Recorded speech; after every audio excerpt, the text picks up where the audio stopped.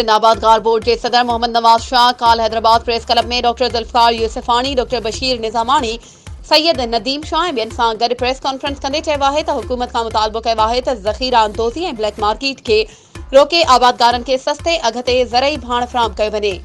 हुननि चयो त ज़रई भाण जा डीलर कंपनियुनि ऐं सरकारी अमलदारनि जी मिली भगत सां यूरिया ऐं DAP जा मनपसंद अघ मुक़ररु करे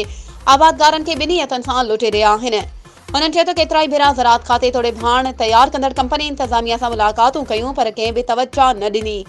जंहिं करे सिंध आबादगार बोर्ड पारां 23 अक्टूबर खां एहतजाज जारी आहे ऐं आबादगार सरापा एहतजाज आहिनि। हुन चयो त नाजाइज़ मुनाफ़ाखोरी ऐं ब्लैक मार्केटिंग जो असर हर शोबे ते पवे थो, जंहिंसां कणिक जे अघ में वाध ऐं अटो महांगो थी सघे थो, जंहिंजो सिधो सं असर आम माण्हुनि ते पवे थो। वधीक ख़बरुनि ऐं अपडेट्स जे लाइ असांजे चैनल खे सब्सक्राइब कयो